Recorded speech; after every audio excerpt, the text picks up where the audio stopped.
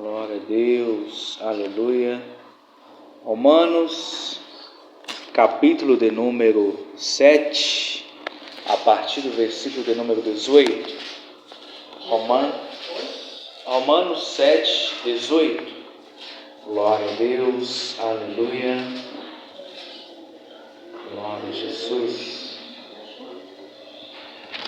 Diz assim a palavra do Senhor, livro de Romanos, capítulo de número 7, a partir do versículo de número 18 até o 21, diz assim: porque eu sei que em mim, isto é, na minha carne, não habitam coisas boas, pois o querer que está presente em mim, mas o executar do bem eu não encontro. Porque o bem que eu quero fazer não faço, mas o mal que não quero fazer eu faço. Ora, eu faço o que não quero, já não sou eu quem faz, mas o pecado que habita em mim. Eu acho então que esta lei que, quando eu quero fazer o bem, o mal está presente comigo. Oremos ao Senhor nosso Deus. Mais uma vez te damos graça, ó Pai, por esta oportunidade de estar na Tua presença, glorificando e exaltando o Teu santo e poderoso nome, Pai. Eu quero, Senhor, consagrar a Ti os dízimos e as ofertas dos irmãos que aqui foram entregues nessa noite, Senhor. Prospera os Teus servos, os Teus filhos 100 vezes mais, ó Deus, em tudo, ó Deus, na parte espiritual, material, financeira, familiar, em tudo o Senhor venha prosperar os Teus servos, ó Deus, que aqui se encontram nessa noite. Senhor, lida foi a Tua palavra, Senhor. Fale conosco, não aquilo que eu quero falar, mas sim aquilo que o Teu Espírito Santo quer transmitir à Tua igreja, ao Teu povo na noite desse dia. É o que eu te peço, em nome de Jesus. Amém. Glória a Deus, aleluia. Amados irmãos, o apóstolo Paulo, como eu gosto de narrar, o grande reformador do cristianismo, aquele que trouxe as doutrinas que nós conhecemos no Novo Testamento, aquele que escreveu quase que 60% do Novo Testamento, o apóstolo Paulo agora ele se depara com uma situação em que ele começa a clamar pelo Senhor. A Bíblia não vem falando qual era o problema de Paulo, qual era o problema do apóstolo Paulo, mas o fato é que ele tinha algo que o incomodava. Alguns teólogos que, nas suas especulações, tentam afirmar que possivelmente era algum pecado, alguma coisa que ele tinha na vida dele. A Bíblia fala de um espinho na carne, mas a Bíblia não fala se era um espinho na carne de forma literal ou de uma forma figurada, como citando um pecado. Mas o fato é que Paulo sempre pedia misericórdia ao Senhor. Senhor, tem misericórdia de mim. A fim de o Senhor virar para Paulo e dizer: a minha graça te basta. A minha graça te basta. Imagina Paulo, um homem, um grande reformador, um grande filósofo, um grande servo de Deus, um grande missionário, alguém que espalhou o evangelho, aonde Pedro não teve coragem de ir, aonde Pedro não saiu, aonde os demais apóstolos, discípulos do Senhor Jesus, preparado por Jesus, pessoalmente durante 3 anos, não saiu a apregoar. Lá estava Paulo, pregando e espalhando as boas novas aos gentios. Lá estava Paulo, pregando o evangelho. Mas Paulo, não diferente de nós, tinha algo que o preocupava, tinha algo que lhe chamava a atenção, a fim de clamar ao Senhor. Havia alguma coisa na vida de Paulo que o deixava preocupado, que o deixava em situação complicada. Isso lembra a nós, seres humanos dotados de defeito, dotados de situação complicada. Quem nunca parou um dia e começou a questionar Deus? Deus, por quê? Quem nunca parou um dia e começou a orar ao Senhor dizendo: Senhor, eu gostaria de ter uma vida em santidade, mas eu não estou conseguindo. Quem nunca parou um dia para clamar ao Senhor dessa forma? O fato é que há uma guerra interna em nossas vidas. Há uma guerra interna em nosso ser. Gálatas 5,16 diz assim: por isso digo, deixe que o Espírito guie a vida, assim não satisfarão os anseios da sua natureza humana. Para os irmãos de Gálatas, Paulo vem então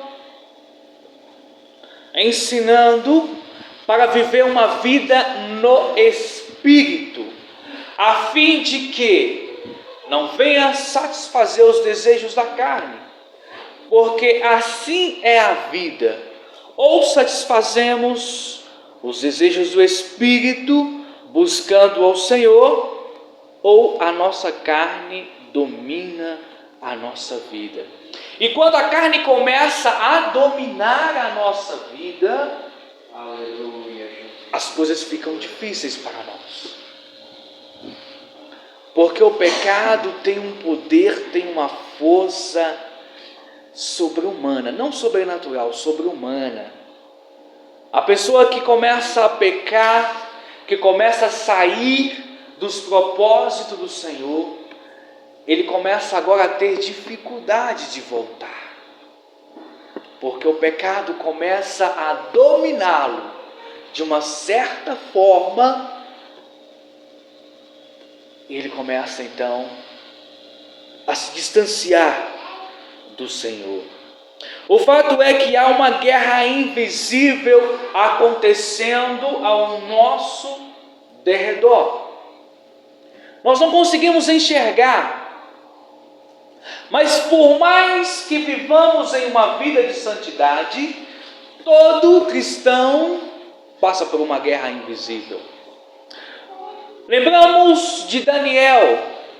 Daniel, um homem que orava 3 vezes ao dia, um homem que santificava ao Senhor, um homem que buscava verdadeiramente o Senhor.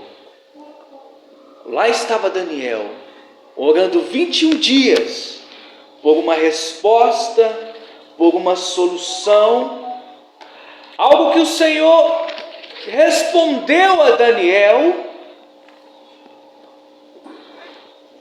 no momento em que Daniel o perguntou.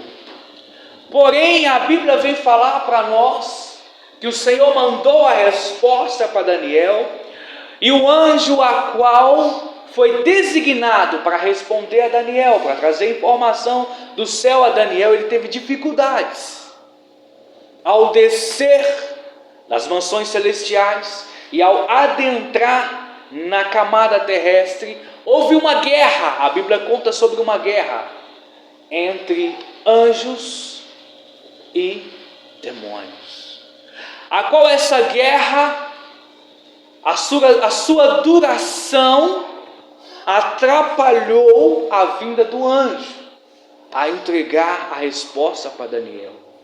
Se Daniel, um homem que orava muito, que clamava muito, que tinha uma intimidade perante Deus, passou por situações assim, imaginem cada um de nós, seres humanos de uma época em que não buscamos a Deus como os nossos irmãos dos antepassados.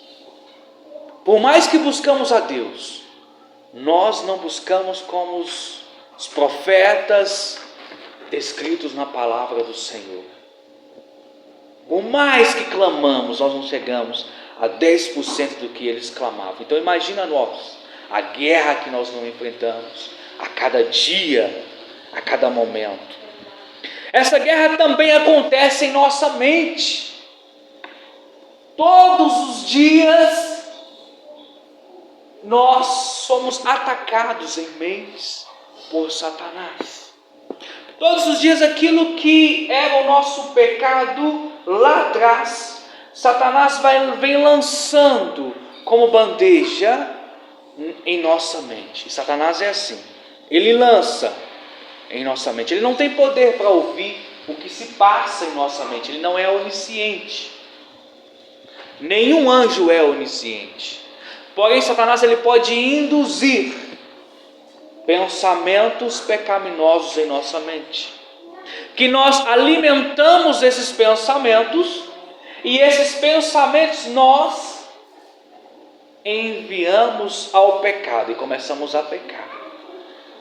E aí depois que nós consumamos o pecado, ele volta nos acusando. Ei, você não consegue servir a Deus, você não consegue ser fiel, você não merece ir para o céu, você não merece o perdão, e assim começa a atormentar as nossas vidas. Saiba de uma coisa, o Espírito Santo de Deus jamais acusa um servo do Senhor. Ele aponta o pecado, ele mostra o pecado, ele aponta quando estamos errados, a fim de que nós nos consertamos. Mas acusar, ele não acusa. Satanás acusa. Todos os dias Satanás acusa.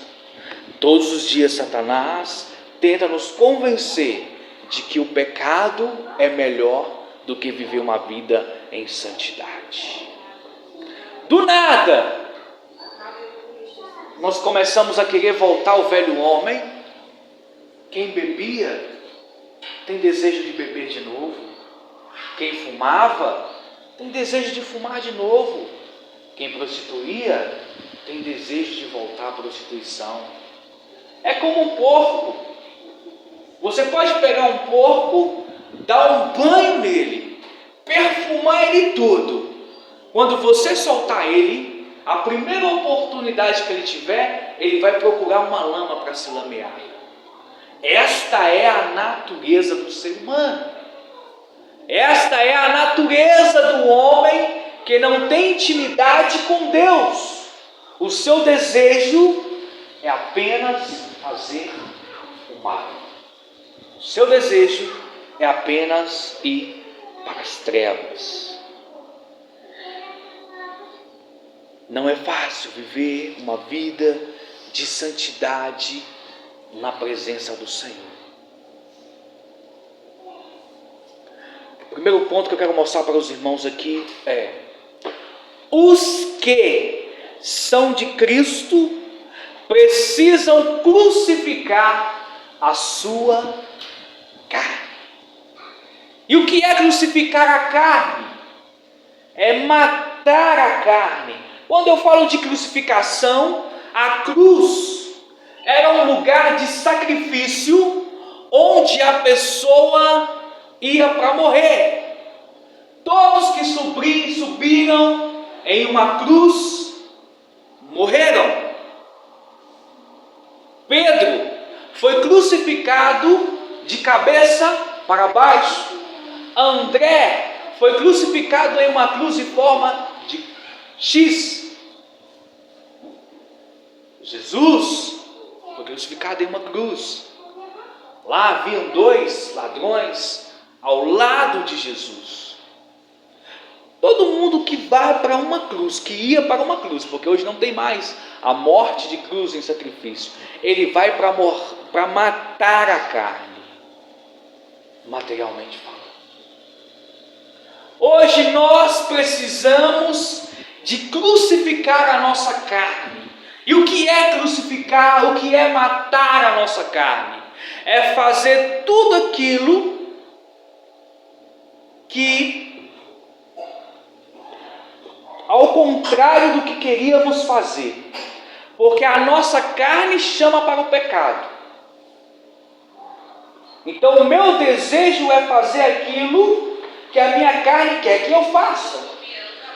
Então quando eu crucifico a minha carne, eu faço assim, eu quero fazer isso, é o desejo do meu coração, mas eu não vou fazer, porque eu quero santificar a minha vida para Deus. Exemplo, de repente eu era do mundo e gostava de tomar um vinho. E aí eu chego perto dos meus amigos, igual final de ano, por exemplo, muitas festas natalinas, churrasco entre famílias. Aí lá está os meus amigos tomando vinho, os meus amigos tomando cerveja, e aí a carne vai chamar: vai, só um bolinho, prova só um pouquinho para ver como está gostoso. Batida, só uma batidinha, não tem muito álcool não, o teor de álcool é pouco o teor de álcool, mas eu sei que isso vai me levar para o pecado, eu sei que isso vai me levar para a condenação. Então é o seguinte, o desejo da minha carne é tomar um pouco, só provar, porque Satanás é assim, Satanás, ele é astuto, ele disse para Eva assim, ele enganou a Eva, ele disse para Eva: porventura você não pode comer dos frutos que estão no jardim? Ela respondeu: não, eu posso comer de todos os frutos, apenas esse o Senhor condenou e disse que se comermos, morreremos. Então Satanás vira para Eva e diz: experimenta, certamente não vai morrer, experimenta, só experimenta. Então Satanás ele tem essa tática, essa ideia: experimenta, não, prova só um pouquinho, só experimenta, não vai fazer mal não, nada a ver, não tem problema, nada a ver. Então Satanás ele é astuto e ele tenta ludibriar, fazendo com que nós vamos para o pecado, para o erro. Gálatas 5:24: aqueles que pertencem a Cristo Jesus crucificam as paixões e os desejos da natureza humana. É preciso crucificar. A carne quer ir para o pecado. O desejo da nossa carne é errar, é vacilar. Tem sempre alguma coisa, tem sempre um passado que volta à tona, tentando nos levar para aquele passado. Mas eu sou de Cristo, eu tenho que crucificar a minha carne. O que é crucificar a minha carne? É falar assim: Senhor Jesus, eu estou com vontade de pecar, eu estou com vontade de errar, mas me dá força, porque eu não vou cair, eu não vou vacilar. É bater o pé e falar: não vou cair, chega, eu pertenço ao céu. Porque pensa, Jesus está voltando. Será que vale a pena trocar Jesus por um minuto de prazer pecaminoso? Será que vale a pena trocar Jesus por um minuto de vacilo, de erro? E se Jesus voltar enquanto eu estiver pecando? É preciso crucificar as paixões e os desejos da carne. É preciso mortificar a carne. Segundo ponto: os que andam segundo a carne não herdarão o reino de Deus. Gálatas 5, 19 a 21. Vem falando uma lista para nós, vem falando assim, quando seguem os desejos da natureza humana, os resultados são extremamente claros: a imoralidade sexual, a impureza, a sensualidade, a idolatria, a feitiçaria, a hostilidade, as discórdias, ciúmes, acessos de raiva, ambições egoístas, dissensações, divisões, invejas, bebedeira, festanças, desengradadas e outros pecados semelhantes. Repito que antes disse: quem pratica essas coisas não herdarão o reino dos céus. Não herdarão o reino dos céus. Paulo vem falando, porque Paulo conhecia as paixões da carne, Paulo conhecia os desejos da carne, e ele vem ensinando agora para os irmãos de Gálatas, da Galácia, aos irmãos da Galácia: cuidado, haverá um arrebatamento, haverá um dia em que o Senhor virá nas nuvens. E é incrível, o Senhor conhece os nossos corações, Ele sabe, Ele vê cada momento da nossa vida, cada instante da nossa vida. Uma das coisas que mais me amedrontou na vida é um dia que eu estava fazendo um estudo e eu percebi uma coisa: o Senhor, Ele é onisciente, Ele conhece os nossos pensamentos, tudo que nós pensamos, e nós produzimos tanto pensamento durante o dia, e Jesus ele vem falando um dia para termos cuidado com o que pensamos, porque se olhamos para uma pessoa com desejos contrários, estamos pecando. Agora imagina se cometemos o pecado. Se só pensar em pecado, imagina cometer. E isso me assustou um dia, quando eu pensei: meu Deus, quantos pensamentos pecaminosos já passaram pela minha cabeça, quantos desejos carnais eu já produzi em minha mente. É preciso pedir ao Senhor misericórdia todos os dias. É preciso pedir ao Senhor compaixão pelas nossas vidas todo dia. O crente não pode mais andar segundo a carne, mas segundo o Espírito, para que a justiça da lei se cumprisse em nós, que não andamos mais segundo a carne, mas segundo o Espírito. Romanos 8:4. A lei precisa se cumprir em nós, mas para isso é preciso andar em Espírito. A melhor forma de eu não andar na carne é alimentando o Espírito. E como que eu alimento o Espírito? Orando, jejuando, consagrando, lendo a Bíblia. Ao ler a Bíblia, eu encontro as verdades para mudar a minha vida. Ao ler a Bíblia, eu encontro muitos erros na minha vida, que eu preciso mudar, que eu preciso consertar. Então eu preciso ter a humildade de chegar perante o Senhor, dobrar os joelhos e dizer: Pai, errei, pequei, me perdoa. Eu acho bacana, eu acho bonito aquela parábola que Jesus ele conta quando haviam dois filhos, um mais velho e um mais novo. O mais novo ousadamente vira para o pai e diz: Pai, eu quero a herança, eu quero ir embora. Algo que jamais ele poderia fazer. Ninguém pode pedir uma herança com os pais vivos. A herança, para ter efeito, para surgir efeito, é preciso ser documentado em um cartório e ser entregue após a morte dos pais.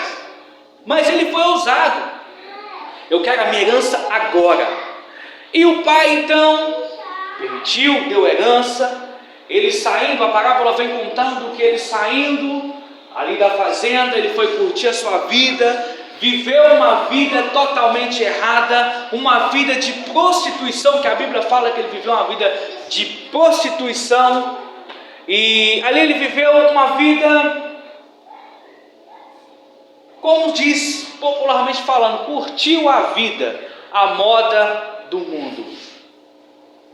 E ali a parábola vem contar para nós que esse jovem se arrependeu.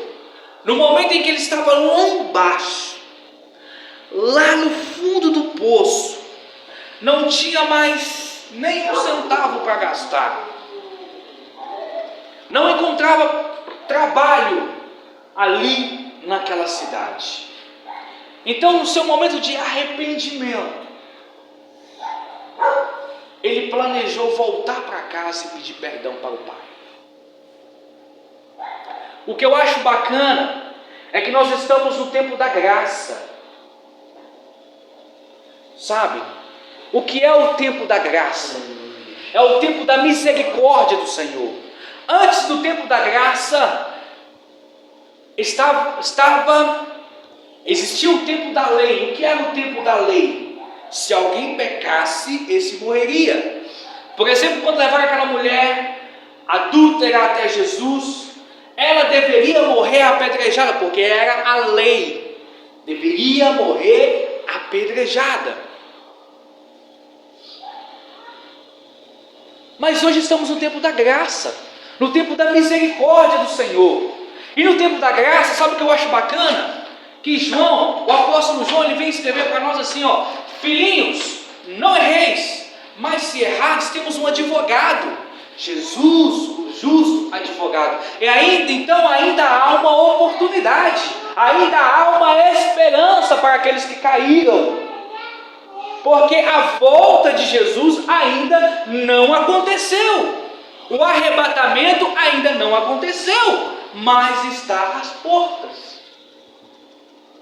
Ainda há uma oportunidade para quem pecou mudar de vida, ter uma vida transformada, ter uma vida renovada, ter uma nova aliança com o Senhor, renovar a aliança com o Senhor. Ainda há uma oportunidade, mas é preciso confessar, porque a Bíblia vai falar para nós assim, ó: aquele que confessa e deixa alcança a misericórdia, porém aquele que não confessa nunca prosperará.